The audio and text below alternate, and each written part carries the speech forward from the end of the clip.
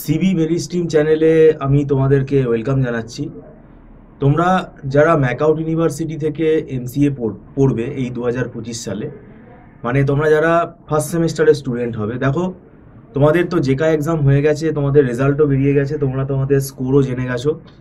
এখন তোমাদের admission process start হবে এবং সেটা অবশ্যই কাউন্সিলিং মারফত তোমরা সেটা জেনে যাবে। বোর্ডের ওয়েবসাইটে তোমরা কাউন্সিলিং কবে থেকে শুরু হচ্ছে সেই নোটিশটা হয়তো দেখে নেবে।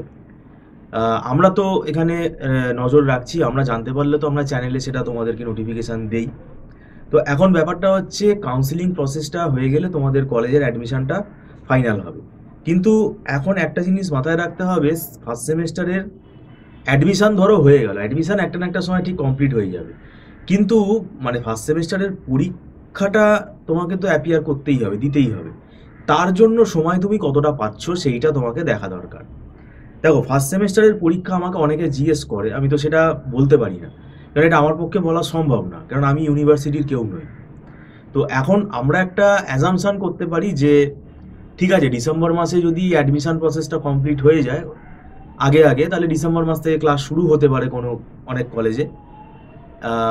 তাহলে ডিসেম্বর, জানুয়ারি, ফেব্রুয়ারি মাসটা হয়তো গেল, মানে 3 মাস কলেজ হলো, মার্চ মাসে হয়তো পরীক্ষা নিয়ে নিল।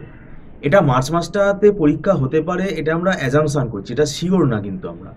কিন্তু তাহলেও দেখতে হবে যে তোমার সময়টা কিন্তু অনেক কম।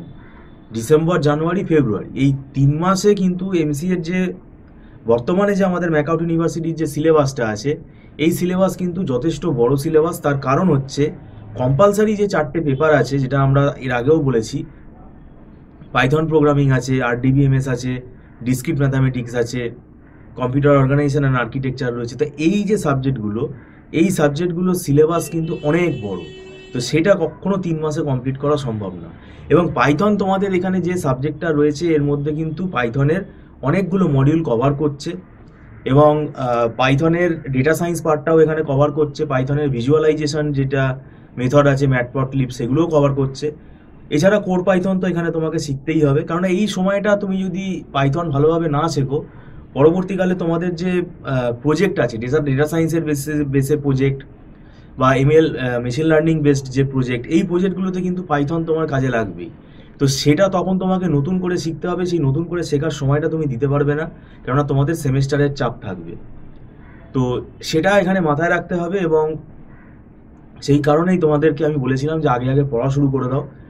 আমাদের ইউনিভার্সিটি সিলেবাসটা নিয়ে ভাবতে হবে না, এখানে সব ইউনিভার্সিটি সিলেবাসই সমান, আগে পরে করে সাবজেক্টগুলো থাকে।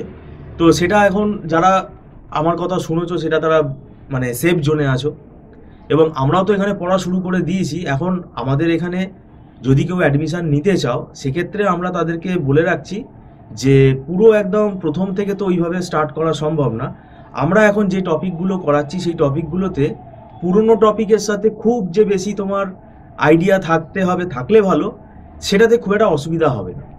এবং আমাদের এখানে আমরা মোটামুটি মানে যে চ্যাপ্টারগুলো থেকে স্টার্ট করছি, সেই চ্যাপ্টারগুলো থেকে স্টুডেন্টের বুঝতে সুবিধা হবে, এইভাবেই আমরা পড়াচ্ছি। এছাড়া আমাদের রেকর্ডিংয়ের ফেসিলিটি আছে, কারণ এত লাস্ট মোমেন্টে যদি কেউ পড়তে আসে, তাকে কিন্তু মানে নর্মালি যেটা হয়, আমাদের স্টুডেন্টরা আমাদের রেকর্ডিং পারচেস করে নেয়। রেকর্ডিংটাও এখানে আমাদের এটা পারচেস করতে হয়, এবং এখানে টার্মস অ্যান্ড কন্ডিশনও আছে, তো সেগুলো কিন্তু ফুলফিল করতে হবে। তো এখন কথা হচ্ছে যে আমাদের এই সিলেবাস যদি আমরা দেখি, এই আমাদের যে পাইথন প্রোগ্রামিংয়ের সিলেবাস অনেক বড়। তারপরে কম্পিউটার অর্গানাইজেশন আর আর্কিটেকচার, এটাও অনেক বড়, কারণ এর মধ্যে দেখবে একটা তোমাদের ডিজিটাল ইলেকট্রনিক সিস্টেম রয়েছে, মানে ডিজিটাল ইলেকট্রনিক্সের পার্ট রয়েছে, তার পাশাপাশি রয়েছে তোমাদের কম্পিউটার আর্কিটেকচার। তো এই সাবজেক্টটা তুমি বলতেই পারো ইকুইভ্যালেন্ট টু 2 সাবজেক্ট হয়ে যাচ্ছে। তারপর ওদিকে ডিসক্রিট ম্যাথামেটিক্স রয়েছে, তারপরে ডিসক্রিট ম্যাথামেটিক্স ছাড়া তোমাদের রয়েছে পাইথন বললাম, আরডিবিএমএস এটা কিন্তু ডেটাবেসের একটা খুব লার্জ সাবজেক্ট এবং ভেরি ইম্পর্টেন্ট সাবজেক্ট। আরডিবিএমএস এর উপরে পরবর্তীকালে তোমাকে কাজ করতে গেলেও প্রফেশনাল ফিল্ডে আরডিবিএমএস এর নলেজ থাকতে হবে, এবং আমাদের বিভিন্ন এমএনসি কোম্পানির যে ইন্টারভিউগুলো হচ্ছে, সেখানে কিন্তু আরডিবিএমএস থেকে কোয়েশ্চেন করবে, বিশেষ করে এসকিউএল পার্টটা তো অবশ্যই। এবং এখানে সিলেবাসটা এতটাই মানে বড়, মানে ডেটাবেস ডিজাইন মডেল থেকে শুরু করে, তারপরে ডেটাবেসের বিভিন্ন রকম ট্রানজাকশন ম্যানেজমেন্ট রয়েছে, পলিসি রয়েছে, অ্যালগোরিদম রয়েছে। তো সেক্ষেত্রে এখানে আমাদের এই যে সিলেবাসটা, এটা মানে তাড়াহুড়ো করে পড়তে গেলে কিন্তু কিছুই শেখা হবে না। কেননা তুমি পে করছো, তো সেক্ষেত্রে তোমার মানে জানাটা ইনকমপ্লিট থেকে যাচ্ছে। তো সেই কারণেই আমি বলছি এটা কিন্তু তোমরা আবার ভালো করে তাড়াতাড়ি পড়া শুরু করো। দেখো, কাউন্সিলিং প্রসেস হয়ে গেলেই অ্যাডমিশন প্রসেসও হয়ে যাবে। তো সেক্ষেত্রে তোমাদের আগে থেকে কিন্তু প্রিপারেশান শুরু করে দেওয়াটা খুবই দরকার।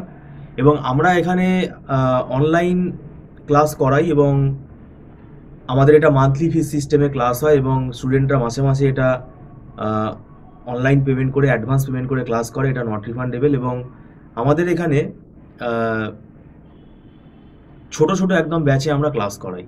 তাহলে স্টুডেন্টের সাথে এখানে আমাদের টিচারের ইন্টারাকশনটা কিন্তু খুব ভালোভাবে হয়।